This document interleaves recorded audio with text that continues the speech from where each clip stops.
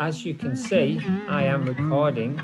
Cold Oak, a giant rat has appeared on the moors. It was the mid-70s and a teenage Maude back from Edinburgh. Her father, the volunteer police chief, has passed out from booze, and so teenage detective Maude and Madge Turnbull with Osmond must investigate. Follow the trail of giant rat shit. Would you rather be Maude, Madge, Osmond, or Ralph? I'll be Maude and Osmond. Good. Osmond, the happiest man in Springfield Township. I believe that's Willowhead, isn't it? And action. Look, my father has fallen asleep after a long day of volunteering at the police station. But who's going to investigate this giant rat that has been... Oh, what does Madge's voice sound like? Oh, she's a bit posh, isn't she? She's the boss one. Who's going to investigate the giant rat that has been terrorising our neighbourhood on the moors? Surely we must. What do you think, Osmond? Yes. I think so too. Okay, let's go. Have you got your flashlight, what we call it? And have you got your magnifying glass, what we call it? Yes, well, we are indoors. But we're going to go outdoors onto the moors to find this giant spooky rat. Let's just follow this trail of feces. It looks a bit like human feces. Are you sure it's from the rat? It must be. There are only rats here. Oh, okay. Oh, it's spooky now going out on the edge of the township and into the moors. Oh, was that a howl? I heard that too. Keep our heads down soon. Maude, why don't you just go first? I just have to tie my shoelace. Osmond, come here. What are we doing? Let's go back and leave her. Okay.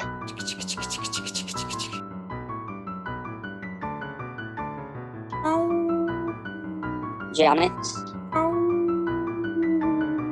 Well, just because they've left doesn't mean I can't have a good time. I'm gonna follow the howls. Come this way. What's this? Ralph, is that you? Ralph?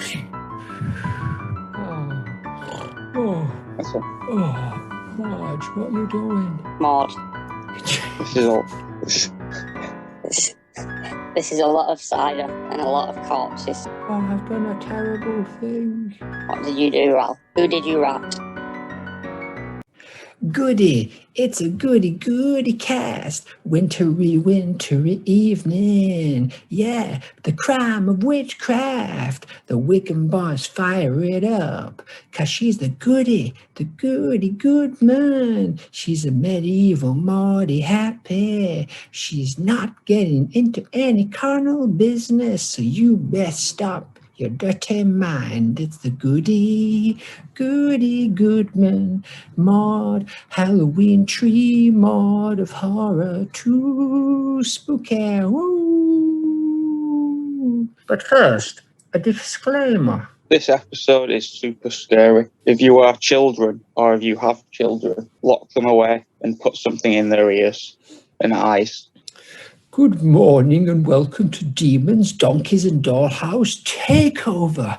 Oof, and welcome to the Maude Flanders Internet Museum, where I am, Anton Ouija Boy, your host, hunkering down here while those old blooming Cockney watchdogs seem to have disappeared, and joined tonight by my assistant from the Manyverse, Battery, who communicates purely in coughs. Do not attempt to adjust it. We are in control. We are your hosts, Anton Ouijibo and Battery, traversing the Manyverse. First up, Battery, here's a scary quote for you can respond to about Goody Goodman. Hell is empty and all the devils are here.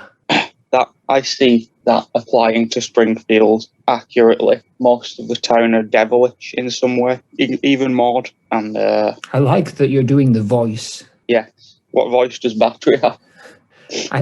Well, he has your voice. It's very good. I like it. Thanks. He did a sample of Nathan's voice and got every word out of him. So that's very convincing. Yes, that's why I sound like him. Maybe I should do the voice too. Maybe later. But yeah, hell is Springfield and Maude is in hell would be an accurate statement. Ned, more specifically, is in hell. Ooh, why is that? Because Ned is nicer. Beep. Is that? Ned and Todd are nicer, so it's harder for them to accept the world around them, whereas Maude's a bit of a internal rotter. I see. I think I'm going to do the voice too. I say with sponsors. Sponsors. Would you like to go first, or should I? I'll go first. Aswang, a Philippine demented cross between a werewolf and a vampire. Aswang comes from the Sanskrit word asura, meaning demon, but this creature takes it up a notch by feasting on unborn fetuses and small children. According to legends, its favourite parts are the liver and the heart. That certainly is taking it up a notch, isn't it? I'd even say that's taking it up several notches. Our second sponsor after Vince Vaughn to eat the fetuses of unborns. But the only one who's a conservative. Aswang notoriously being very left-wing in his politics. Yeah. And next up, Chupacabra, not to be mistaken with Chupa Cups, the lollipops. In Mexico, the Chupacabra is Spanish for goat sucker. It is a gargoyle wolf thing, but in Puerto Rico, it travels on 2 feet like a human. Its Mexican king achieved infamy by sucking the blood out of goats, but the Puerto Rican Chupacabra isn't picky. It'll drain cows, horses, and turkeys. You name it. Cows, pigs, horses, can we eat them? Cows, pigs, horses. Turkeys, you name it. Yes, we can. Geff, also referred to as the talking mongoose or the Dalby spook, was the name given to an allegedly talking mongoose, which was claimed to inhabit a farmhouse owned by the Irving family at Cashin's Gap near the hamlet of Dalby on the Isle of Man. The story was given extensive coverage by the tabloid press in Britain in the early 1930s. The Irvings claimed gained the attention of parapsychologists and ghost hunters such as Harry Price, Herwood Carrington, Nandor Fodor, and Yvette Fielding from Most Haunted. Some investigators of the era, as well as contemporary critics, have concluded that voyeuring used ventriloquism and family collusion to perpetrate the hoax. And finally, boggarts. Moving on, shall we move right into content? Yes, beep. It is worth mentioning that we don't know where the IMDb gang have gone. Oh. They've vanished from this dimension. So we have taken the microphones and headphones. We've taken over for the time being, but I've got to tell you, things are going to heck in a handbasket pretty quickly. Yes. Oh, yes. What with all that Sunderland stuff kicking off. But anyway, shush. Let's not give too many details away when we've got so much sweet, sweet content to get to. Clip one.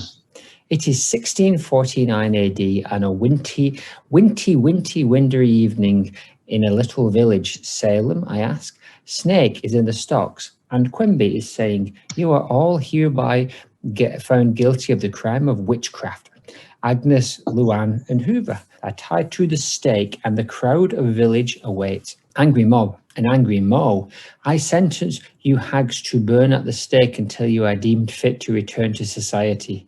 It's hard to tell if it is Maude next to Lovejoy and Lenny, but it is. She has a very pointy nose. Wiggum says, "Fire it up, boys." The Thompsons look glum and noxious, and maybe Maude, but her nose is too pointy.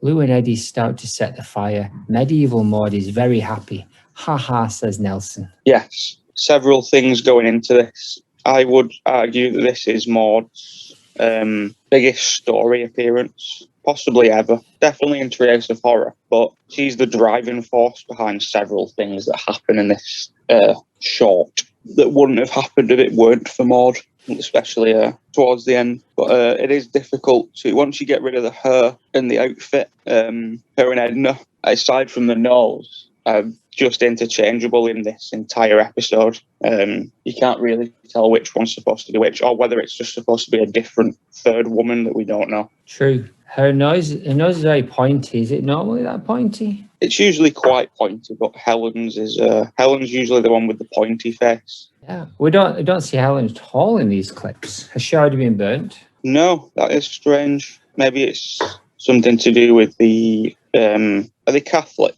There'd be some form of Protestant in America. I mean, they do have Catholics in America, but they're not super They're not as popular as in Europe. Quimby is based on JFK, who was he a Catholic? In terms of this, though, with all the Crucible stuff, they were all back in the. This would have been, yes, I think so. Well, no, they were already Protestants by the time the first settlers were Protestant. I see. Either way, maybe that's why he doesn't have Helen there, because he is unwed. Maybe. It's nice. It's basically it's accurate. This is what Springfield would be doing, and Maude would be caught up in the hype of all this, even though 2 of her investorettes are about to be murdered. They are. She probably buys into the whole witch thing. Well, we know she does. So no, she does. But to be honest, she's given pretty strong evidence. To be honest. Yeah, and she's probably more suspicious here than she usually is in town. I think so. So anyway, they're burning him at the stake, and she's quite gleeful about this. She's got a nice big smile on her face. As we move into clip 2, a loud, ominous bell. The church house interior with Lovecraft is in the pulpit with the witchfinders in front of him. That is, can't tell if it is a classic back of the head shot because they're all wearing those handmaid's tale hats. Quimby, Lovejoy shouts, brothers and sisters, there is still a witch among us. Or maybe Quimby says that. Quimby and blue-haired lawyer and somebody else says, let's throw open the floor to wild accusations. Woohoo, says Homer. I accuse Goody Flanders, he points. Maude turns in shock. People react with disappointment. Maude snuggles up to Ned and puts his arm around her. Yeah, Goody Flanders. I like the word goody.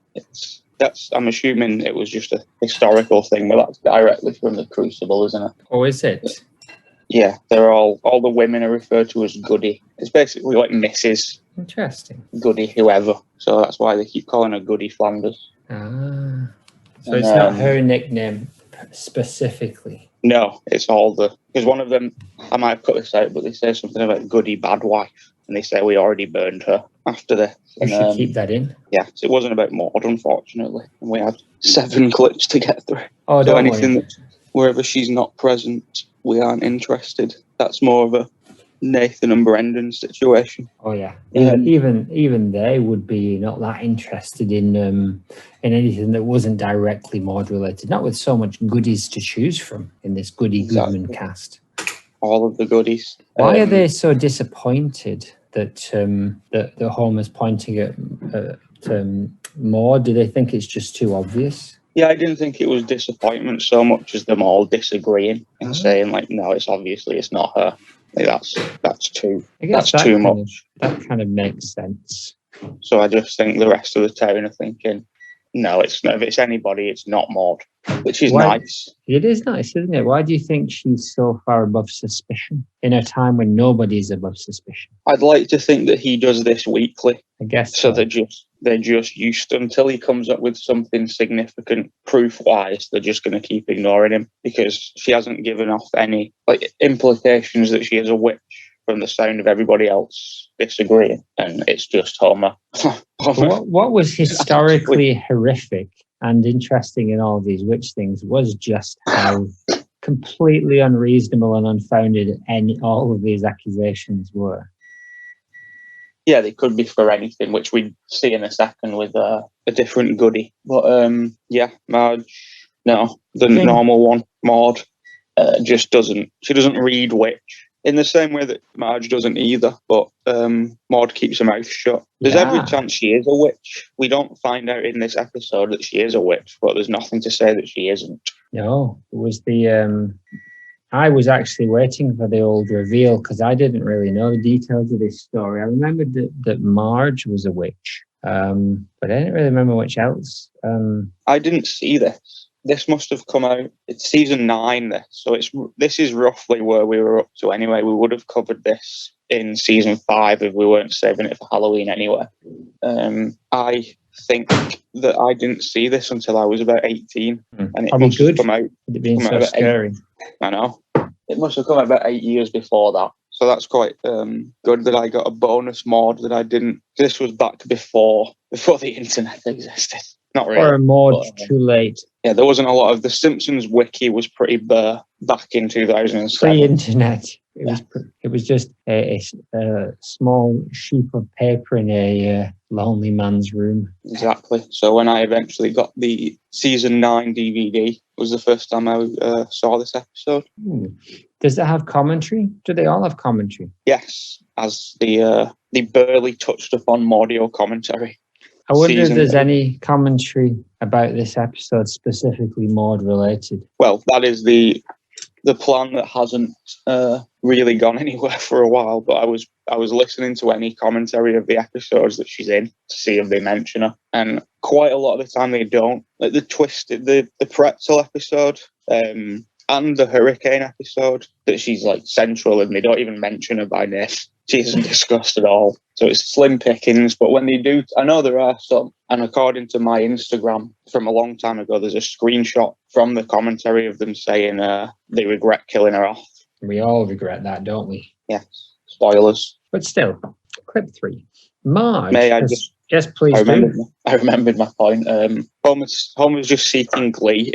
He's trying to get Maude killed here, and he's doing it gleefully. And I thought that, even for a Halloween episode, it's quite malicious. It's very much so, isn't it? He's and it's weird that in most of these cases, everyone would just say, "Yes, she's a witch burner," and if the entire town's like, "Oh, come on, you might have overstepped the mark a little bit." Nobody wants to see Maude burn. No. Have you seen the movie Witchfinder General? I have not.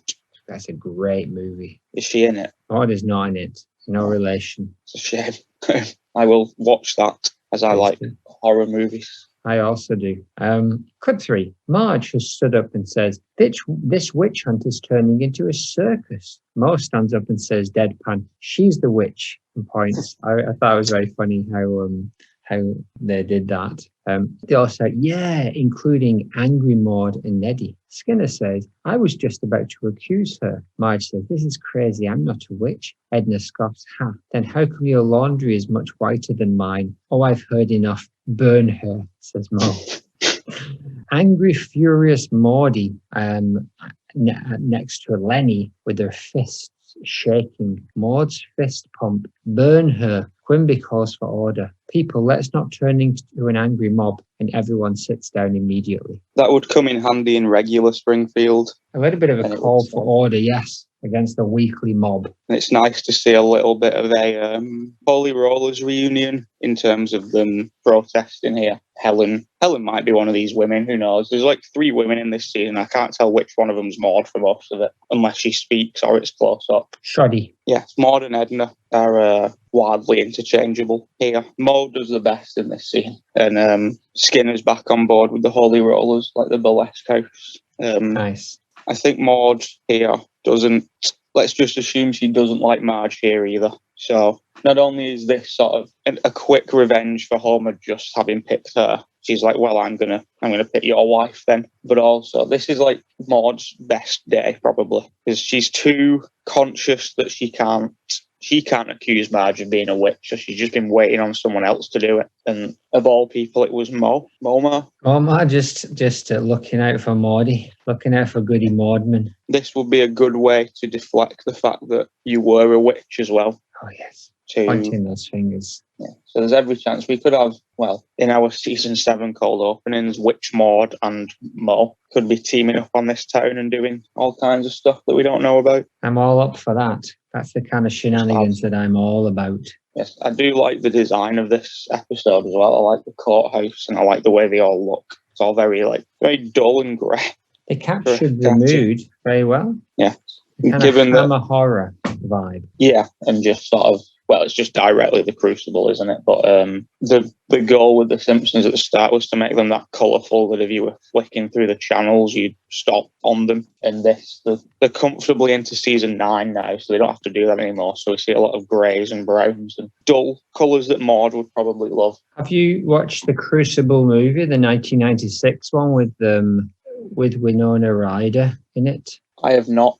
Daniel Day-Lewis. I remember it from school, to be honest, doing it in drama, and I think they took us to a theatre to see it. Really? So I remember it vaguely. I just remember everybody saying that they saw Goody someone dancing with the devil. The Pale Moonlight. I've only ever read the book, but I thought it was superb, especially when you know that Arthur Miller was also kind of writing it under the shadow of the communist kind of witch hunts, and so there was a satire element as well. But genuinely terrifying the way that people turned on each other in that story. Yeah, and they've just done it again with the Fear Street trilogy. The third one of that is set in like 1666, I believe, and it's all very similar to the Crucible. So when I watched that reminded me of this Simpsons clip. I see. Well, that's good, because that's what we're talking about right now. Yes. Clip 4. They're on a cliff top. Clancy says the Bible says a lot of things. Shove her. Eddie and Lou pushed Marge off the cliff. The Simpsons are tongue shouting, like we saw them the other week with their tongues kind of wobbling like snakes. Maude and Ned, with Edna and BHL, blue-haired lawyer, bend over the cliff to peep. There is a sly half-smile in Maude's face as Marge is falling and screaming, with her broom handily next to her. The sky is grey and dark. Cut to Lovejoy on top of cliff, arms spread to small congregation, saying, "Brothers and sisters, we have performed the Lord's work and sent a good woman into his waiting up." And then, very spooky organ sound with "reveal," which I actually found quite scary. I have a bit of a phobia of witches. I see. They terrify me. So this actually scared me. A green-skinned Marge zips by on a broomstick, and Lovejoy cowers in a ball. The crowd is shocked. Maudie's eyes are wide open in terror at the sight of the shadow of flying Marge passing over them. Green Marge is cackling in the sky. She flies. Cut to Homer. Exactly. Should I interject here anyway? Yeah, go for it. It's a long clip. The dramatic irony of this scene in the long run of Maud Flanders only dawned on me last night, I think, that she is stood here watching Marge fall to her death, and not much longer will pass before basically everybody who's there is also there to watch Maud. So maybe this is some kind of really well orchestrated, easy, like planted seed of foreshadowing. I was trying to think of a show that does foreshadowing really well, but I haven't got anything. Happy Days. Lost was the one I thought of, but sometimes. Let me guess whether you're going to say Lost and Twin Peaks. Well, yeah, they were the two. But have you ever seen any other shows other than those two and The Simpsons? Yeah, Buffy. Oh yeah, Buffy.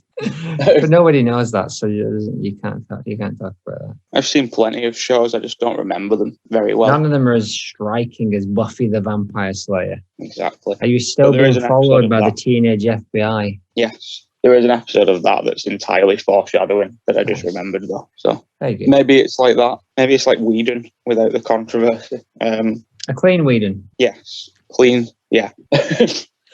Then the witch coming up the Marge, she is quite scary, and it's scary to see her. It would have been the same with Maude, because she's such a comforting character normally that you feel like, well, she's very motherly, and you feel safe with Marge. You feel she's not the wild card, is she? No. Whereas here you can't fall back on the Marge anymore. She's the evil one. So it is a scary thing to do. She makes a good witch, though. Like the witch from The Wizard of Oz, she's a very scary witch. In terms of the reveal, one of the scariest reveals for me is the TV show The Kingdom, which was Lars von Trier's one that he made. You ever see that? Is that the one? That's the spin-off where he moves to LA to help the helpless, isn't it? No, The Kingdom is set in a hospital. It's like a mini-series. And it's set in the hospital, and basically the hospital is possessed by demons. Not too dissimilar to Gareth Marenghi's Dark Place, but serious. And there's a reveal where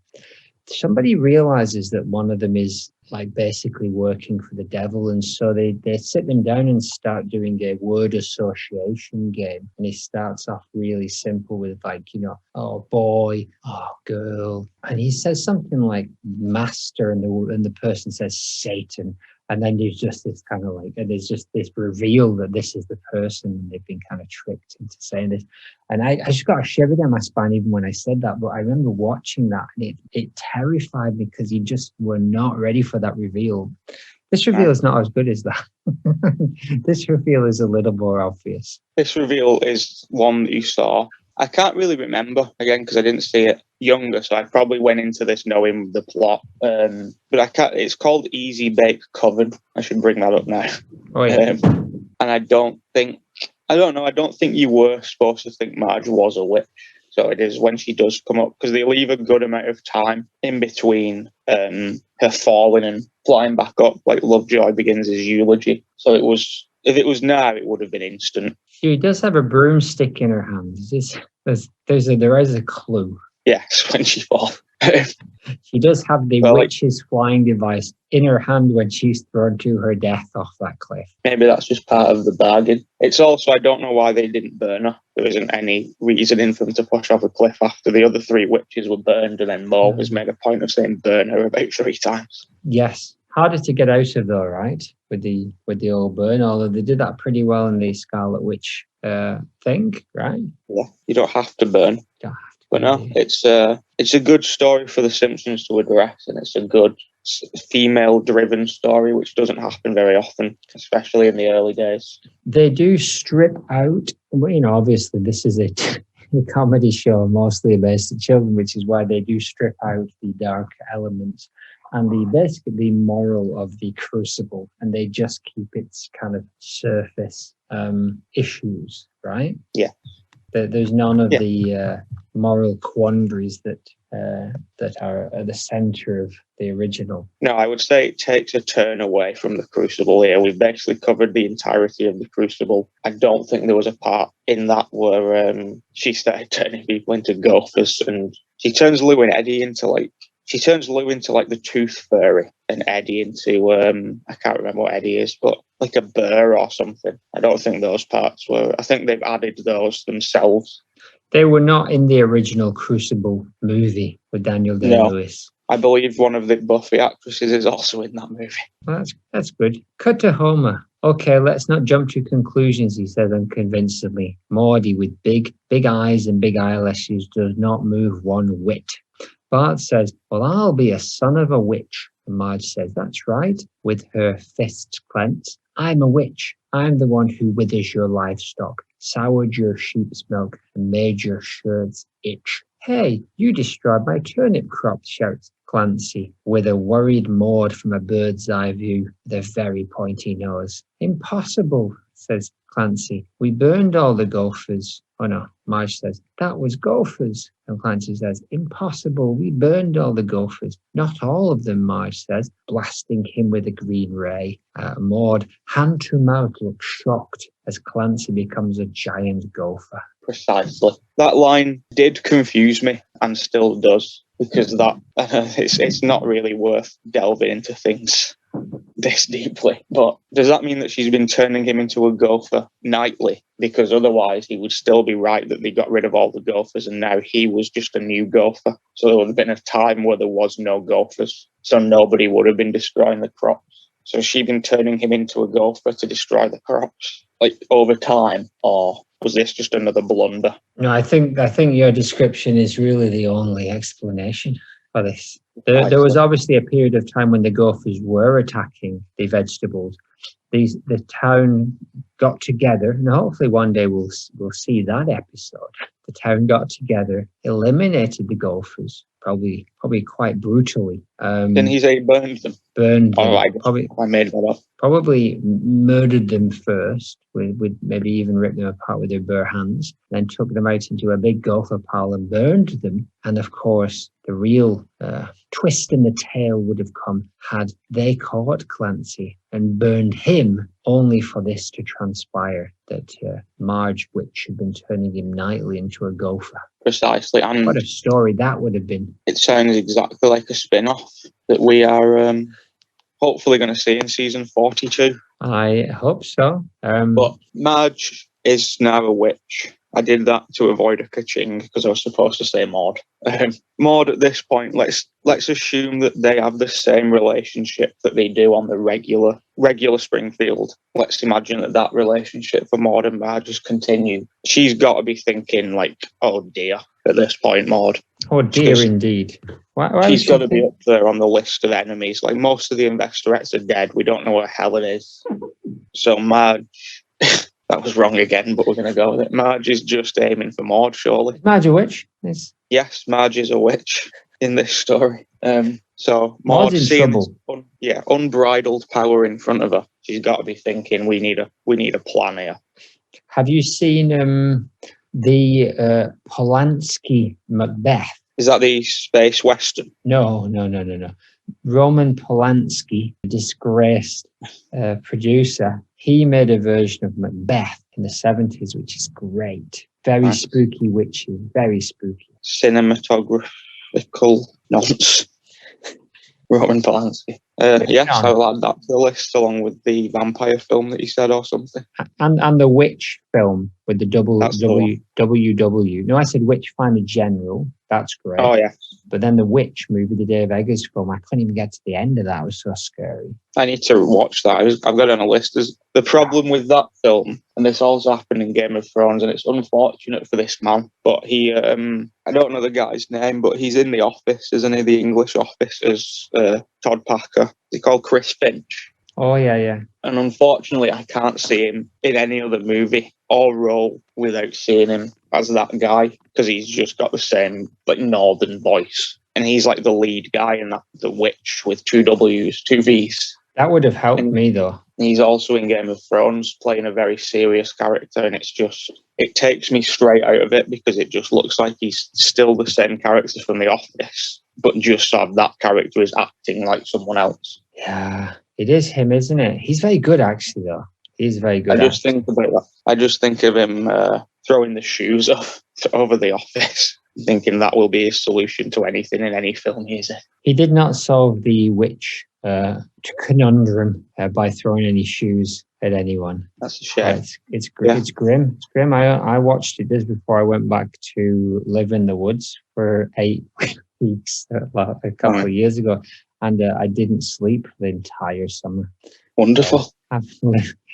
Having to live in the woods after watching the first half of The Witch, the WW, the VV-itch, and being so scared I had to turn it off. I watched a movie called The Terrifier the other night that I had the same issue with. It was just, I watched, by the end of it, I thought I didn't need to see that really. It was a good horror film, but it was good because of how sort of like miserable and brutal it was. Scary. The lady was sawed in half. Like in the magic shows. No, the other way. Oh, like cleft in twain. Yes. Like medieval style.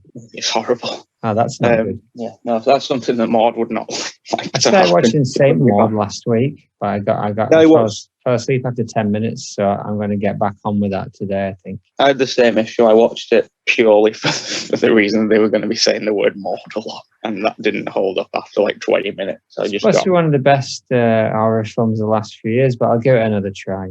Or like Saint Maud. Saint Maud. Quite fun. This house. At the window, Maude and Ned peer out at a burning pile. Classic hat of the BOTH shot as Maude turns. Oh, Neddy, her hands are clasped. Look at them plotting our doom, hands out pleading. They could force us to commit wanton acts of carnality, hand on side of head and hand on stomach. Eye roll from Ned. Yeah, that'll be the day. A sully goody Maude says, what was that, Ned? Ned does a quick save as Maude stands, hands clasped in front of her. He turns and he says, we shouldn't fear the witches, Maude. We're both 35. We're already gone way past our life expectancy. She takes this in her steroid. She takes this in her stride. But think of the children. She clasps hands to head, eyes closed.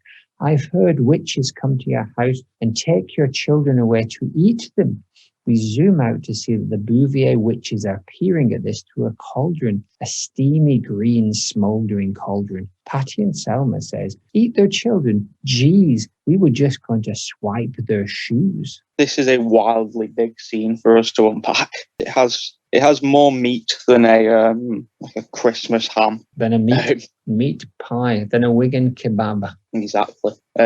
First off, she's leading, from this point on, she's leading this episode to me. The big decisions that are made all come from her, including she's just given the witches the idea to eat children, which they did not have. So she's setting up the plot there. She's already set up the plot by not being burned, to be honest, and letting Marge take the fall, quite literally. Yes. Sorry, that was battery. Quite literally. You're still battery. We're just doing the voices, remember? Oh, yeah. And then we have the whole carnality thing, which is probably the best double act moment for Ned and Maude.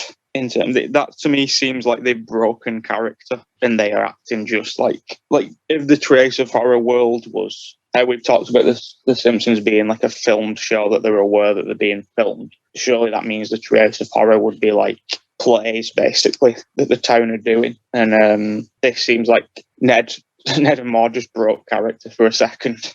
And Ned revealed his true thoughts, and Maude just turns around and says, "What was that, Ned?" In a very modern sounding, not goody, but just Maude as a self sort of way. So that's very funny. I thought it was very much out of character for Ned to say such a thing. It is. I agree that it is, but it's one of those moments where very rare that Ned has a Maude moment here where we see a side to him that we didn't know about.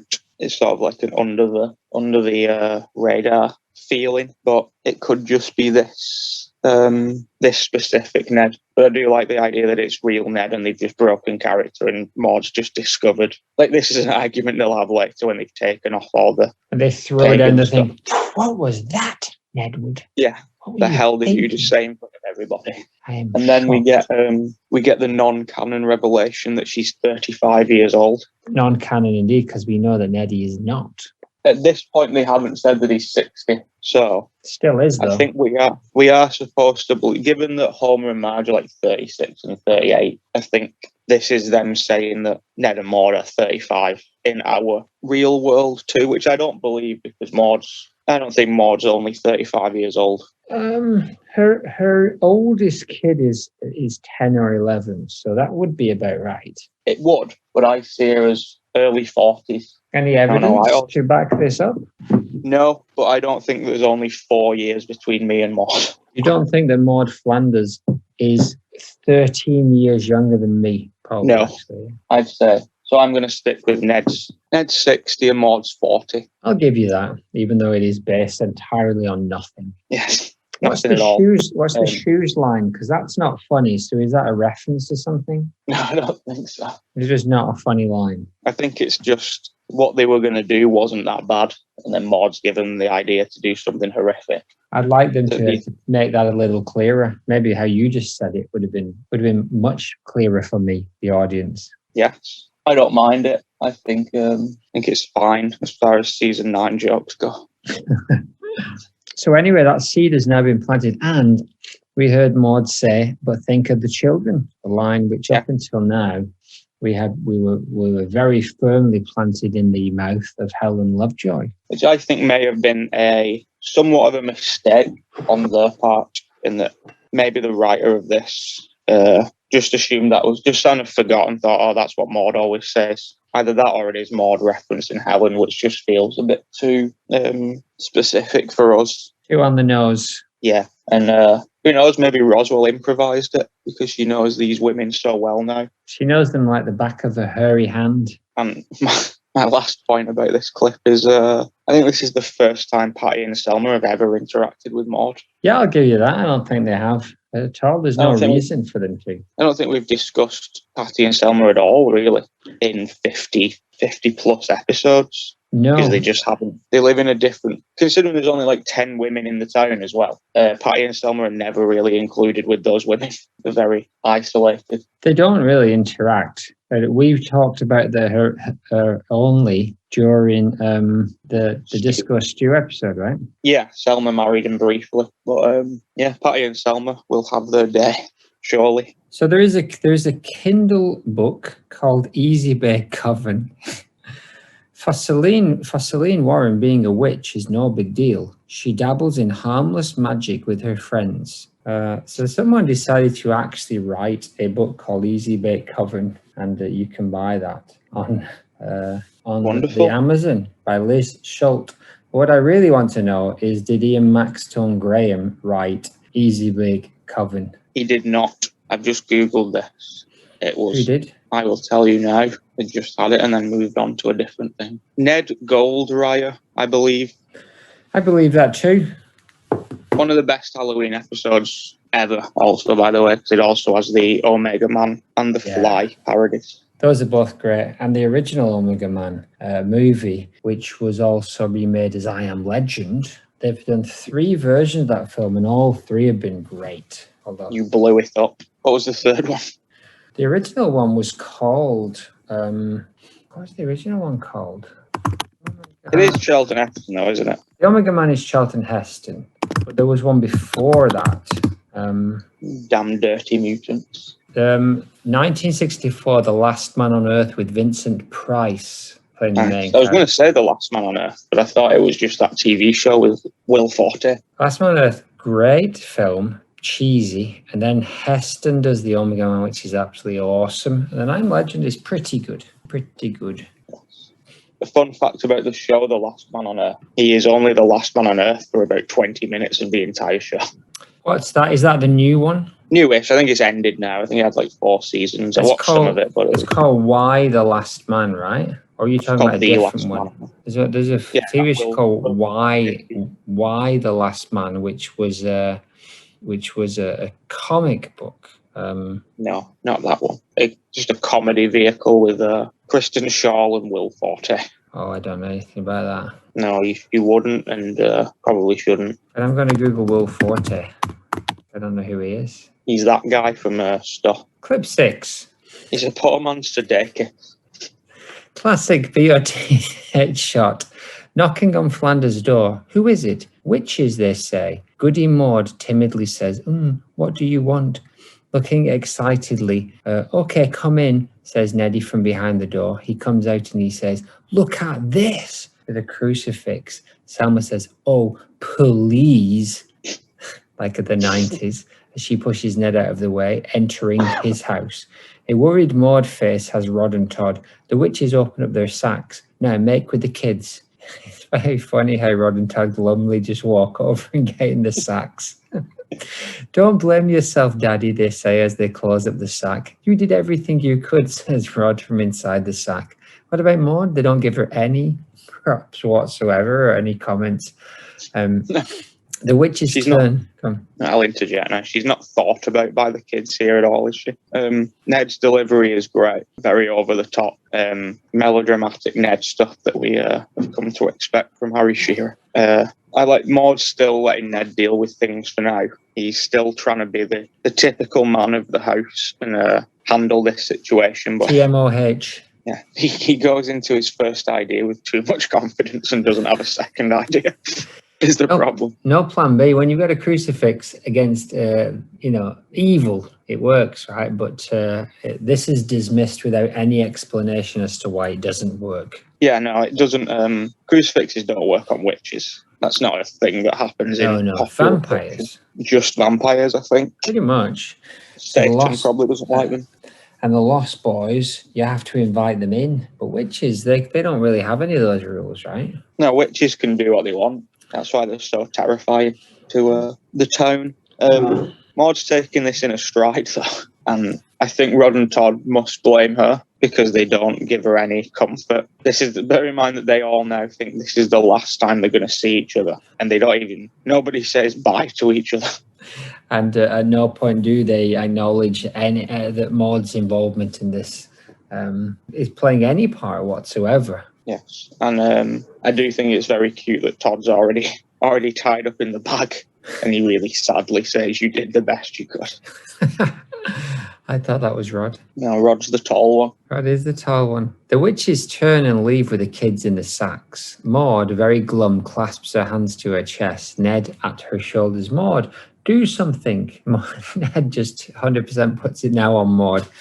Do something. A panicking Maude, and quick in a pickle, she grabs a place of gingerbread men conveniently lying on the table. Excuse me, sure you ladies wouldn't, hopefully she says, wouldn't prefer some gingerbread children instead? They're boneless, Ned interjects hopefully. The Bouviers return, drop the sack and start to chomp on Maude's delicious cookies. Ugh, say the boys as they hit the ground. Cut to an owl, witches walking away from Wigham's house. They stood at their door as the witches walk away with their smiling sacks full. Bye, witches. Thanks for not eating me, Ralph waves gleefully as Gopher Clancy hangs out of the door. Yeah, you hags are all right. Again, a giant scene for Maude. My favourite thing about it is that even if she acts in a pickle, even if she's in like this fight or flight sort of mode or whatever, the fact that she finds a solution that quickly and it works, but she only does it after Ned asks her to do it. She doesn't. She was just watching these witches just take her children until Ned said, "Why don't you try something?" And she's like, "Thanks for that permission, Ned. I will. I'll try this first solution." Yes, but it's in terms of story. This is probably the only time Maude's ever been the hero of the entire piece, basically. Like, she is here solving the problem for the entire town. She's the Homer of this story. She's the Homer of this story. And this is just giving Roswell even more ammunition. Ironically, this could be the reason why mere episodes later she was shot to her death by a t-shirt cannon. Spoiler. Yeah, this fits into that time frame where I said this must have been around the time she asked for more money, because this is off the back of the Sherry Bobbins stuff as well, and Maude's biggest season was season 8. And now she's like leading the story. Homer, Bart, and Lisa are just sat in their house for this one, earning like 5 times as much as she does for not talking. And she's flown all the way over from Denver to lead the story, and they can't even be bothered to give her 50p for the vending machine to get a drink. Exactly. That tea's not free, Roswell. Back payments for all the time she's used the toilet. Exactly. Water bills. Murdoch can't be paying everybody's way. Murdoch's sick and tired of bailing Roswell out for her with that toilet roll. Exactly, the Murdoch saints. Back to this. She bakes gingerbread. I think we can add that now, even though it's out of canon. I think we can throw that in, that she's a bit of a baker. I'll give you that. If she was still alive now and she wasn't in the Crucible, spoiler, I believe she would probably watch Bake Off enthusiastically. British BBC TV Bake Off? Yes. I think wildly popular. Wildly popular BBC TV show Bake Off. I think she definitely would watch that. Oh, yes. It's Channel 4 now, though. But no more BBC. It's on Netflix. She's American, so she'd have to watch it on the Netflix platform. True. I think she would like Matt Lucas, but Noel Fielding is a bit too wacky for her. Oh, he's a bit too wacky, but I do like him, especially when he mocks Paul Hollywood's handshake. Yes, exactly. And I imagine she likes the old ladies. Or the old ladies. They're diamonds. So she's baked this gingerbread, and again, she just saves the day immediately without Ned's saying to her, like, "Why don't you try and do something?" Nothing would have happened, and Ron and Todd would have just been eaten. I don't know. I think she would have. She was waiting, but she wouldn't have waited much longer. I think sooner or later, with or without Ned's permission, she would have leapt into action. Is there an air raid going on? Yeah, unfortunately, I've slipped back in time to 1942, and I'm currently experiencing the Blitz. But such is the nature of the Manyverse. Remember, I'm still just doing the voice. I'm still Uncle Anton Ouijabo, father of Flimsy, and the other one. Precisely. 7. Yeah, last thing about that is it's funny that no one cares that Rod and Todd are dropped. Well, in the grand scheme of things, after you've just been taken by witches and put into a bag, merely being dropped 30 centimetres Is I think it was amusing that they put that sound effect in. Just it's a win. They Definitely went a out win. of their way to put that sound effect in of Rod and Todd hitting the ground. It's very Yes. effective. And then the next house along is Sarah Wiggum, which makes sense. Maude's first point of call about this would be her cousin Sarah. Say, here, make some gingerbread, and they won't eat Ralph. Yes. And I wonder if you have to make the gingerbread to look. I wonder if you have to make the gingerbread to look like your child. So whether it's a little tubby gingerbread. Yes, that would be cute. It would be, wouldn't it? Do you think anyone's ever made a Ralph Wiggum gingerbread man? Certainly. I can certainly say that one will be made.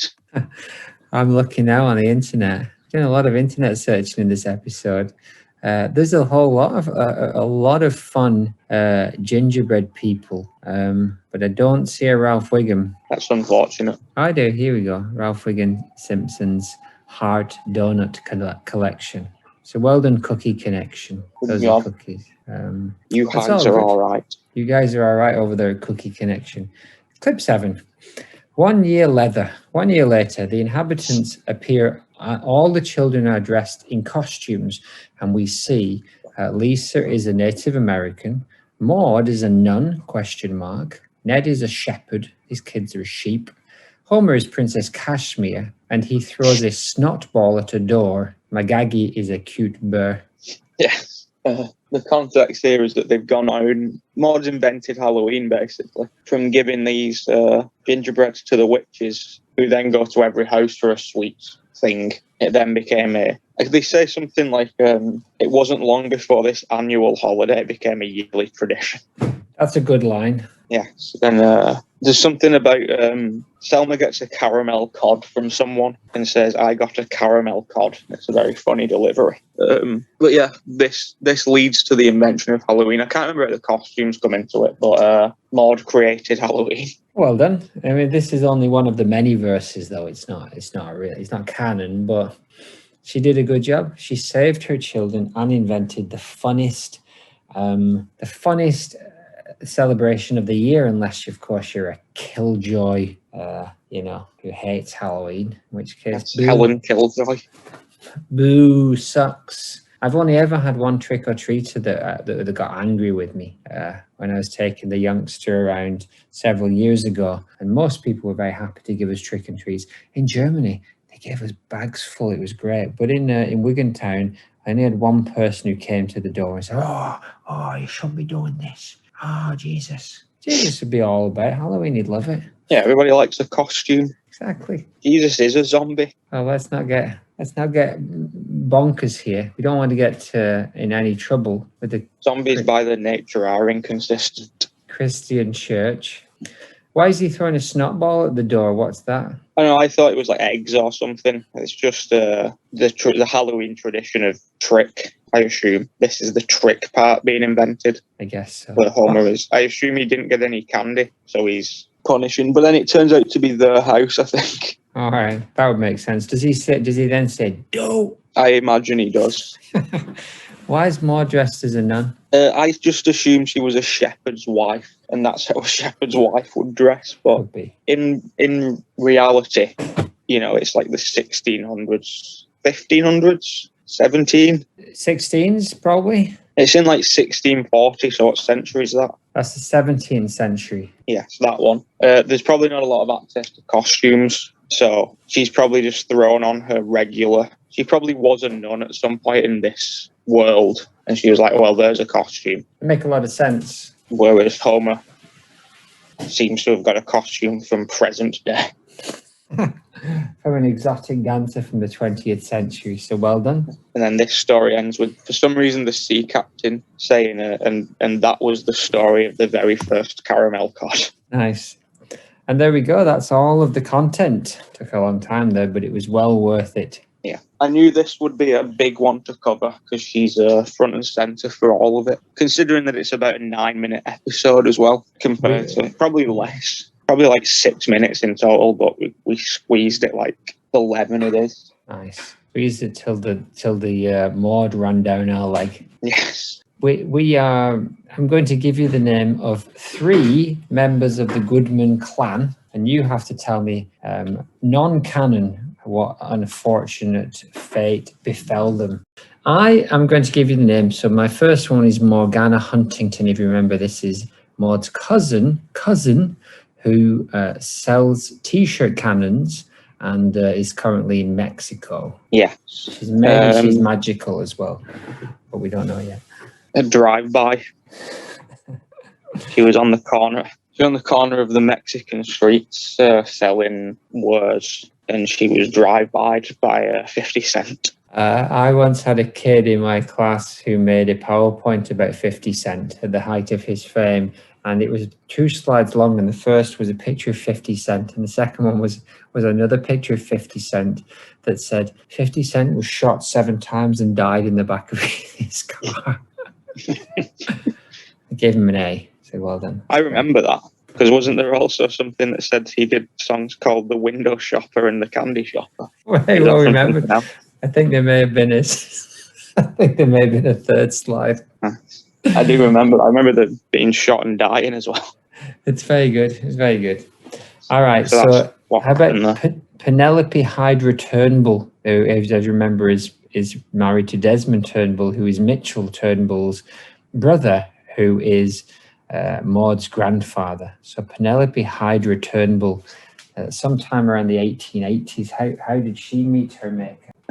She fell out of a very, very big tree. How big was this tree? Hit every branch. Missed every branch. It was double the size of a standard Christmas tree. That is quite big. And broke every bone in her body. And finally, Osmond Tinker Turnbull, the happiest man in Springfield. Yeah, still Township. Willard, I think. Township. Willard is the happiest man in Springfield.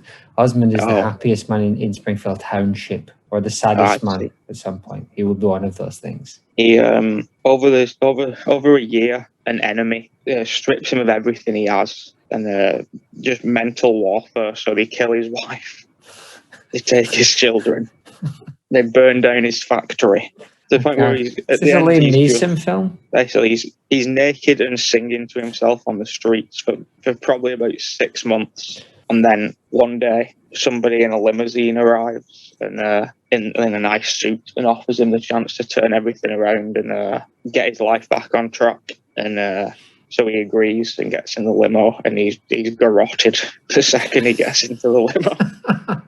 Jesus, that's a great story. Is that a film you've stolen from, or did you make that up? No, I just made it. That's great. I think that now needs to be canon at some point.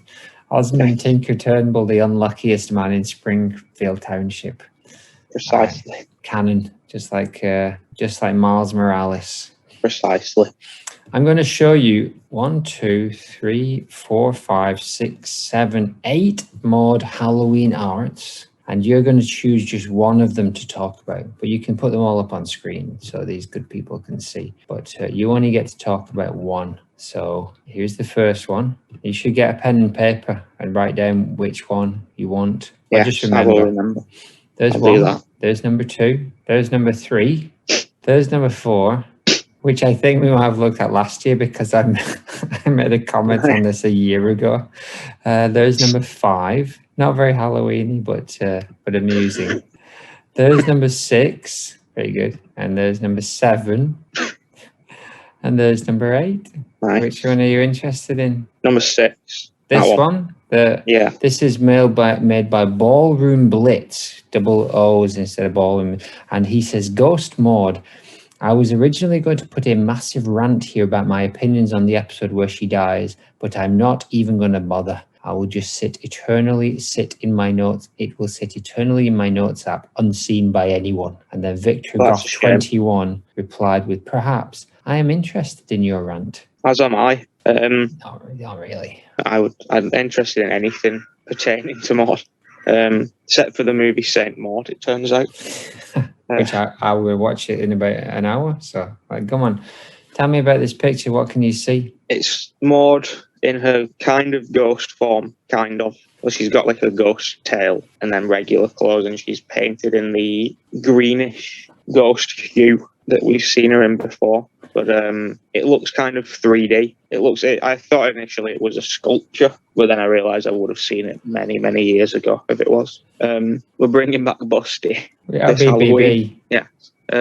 I like the under eyelash is cool. Yeah. The nose this is one of those non-Simpsons-y, but you can tell that it's a Simpsons character. Like, it's not drawn in the Simpsons style. She's got 5 fingers, has she? No. She's got a regular One number of of Simpsons fingers. Yes, that is fine. The hair's really cool as well. And it's a face-forward Maude. It's a face-forward Maude. Her nose is not as pointy, but I think Ballroom Blitz has done a very good job of capturing the essence of Maude. And it's not the scary ghost Maude, it's the nice ghost Maude. And down here, he's liked by Rat King 45, which is a callback. Wonderful. Yes. So there we go. That's it. You know, put the others on the screen because they're all good. There's a tarot card Maude, which I particularly like. And lots more pictures of Maude becoming romantically involved with Helen Lovejoy and Marge Simpson, which people on the internet seem to really, really like. And I don't mind. Threatening and swearing at Nat. All right, shall we finish up with a song then? I'm Yes, going to go back to my regular voice. Do we have time for a diary? Of course we do. Good. I'll just get the book's hot because it's a Halloween book. Our Halloween books are hot. Let it cool down for a second. Dear diary, today is the 1st of Nov. I was busy last night. It was my first time back to the earthly planes after dying. I was just minding my own business when all of a sudden the Simpson family of all people and Neddy did a seance to speak to me, and then that just came out. I wasn't going to bother, to be honest. Like, Ned's done about 12 seances, and until he gets back to Hibbert on one of them, I'm not coming. But Bart Simpson, the boy, the 10-year-old boy, came out dressed as me, which is just not tasteful at all, to be honest, to mock a widower on Halloween by pretending that his dead wife's come back in the form of a 10-year-old boy. So that irked me. So I appeared behind him and made a spooky noise and scared the shit out of all of them. It felt amazing. And then Homer was just sassy, so I used my evil mode, which all ghosts have, and I turned into a giant, hellish, scary monster. And then I thought, should I punish them? And I thought, no, it's more traditional to just tell them 3 stories with it shorter. The first one being kind of good, the middle one average and short, and then ending with usually the best one. So I thought I'd just stick to that format, and I read them 3 stories. I can't even remember what the stories were anymore. I think one of them was about Homer getting cloned. So they're not going to be contacting me again, and if they do, I'll just possess Helen and blow her head up. I'm going back. I'm going having a heaven nap now, see ya. Well, revelatory. Not only is she speaking to us once again from beyond the grave, but she's given us an insight into how she felt when she spooked the heck out of that insensitive little brat. And I, for one, think he deserved it. As do I. I think they all deserved it except for Ned. Yes. And I like that she stuck to the format. I'm a big fan of formats. Yes. A nice trilogy of stories. Very good. Shall we finish with the song? Yes. But I'm going to go back to do the voice again. So here's my normal voice. Who's going first? You, Beep. Snake, the stalks, saying, Offub, the crim of witchcraft, Hoover Luan. The Sompsons look glum and noxious. Medieval Maud, into your son, love, which find us from brother Sna assistant. Quinamby, let us throw pen for E-floor. Accusant ist iku accuse schwack. Disappointment, a March turning always circus. Angry, furious Maude, Gorns, Lenny Fistcheck. Oh, I've heard enough, burn hemo, order Quimby Claus fist pump. Mortars and sisters. Presumed, congratulations, wee organt, reveal, green skin. Let's not just to conclusions, he says, oin, comvingingville, Maudier. But will livestock, sheep's skirts, burmy turnips, pointy nose, impossible. A steremy green small-heading cauldron. Carinity expectant, but think, oh, F the children. Oh, Percles, says Selma. Consing on Flanders door, lookig, Percles, dax nui, classos perquil. And start to chomp on Maude the ice slice cookies. With Ches, Freum, Rialf weaves gleefully, go for Clancy, you hags are all right. Magagias Kyoba. Magagius Kyoba. The end. The end. Well, I'm going to go back into the Manyverse battery, fire up the Widms Cluminator, and let's get back out there and see if we can get to the bottom of this CW mystery before the world goes to heck in a handbasket. Bye. Bye. One moment. Yeah? Bear with me. I'll be back shortly. Okay. Ow. Again.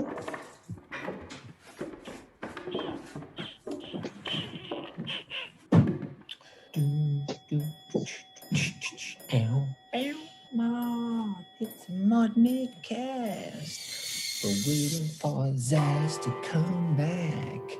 Don't know where he's gone. Oh, it looks like he is returning.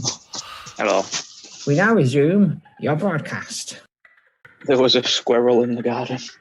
That's normal for gardens, surely. It was a good thing, right? Yeah, it was fun to see. It is fun to see. One moment. Yeah, it was wonderful. More squirrels.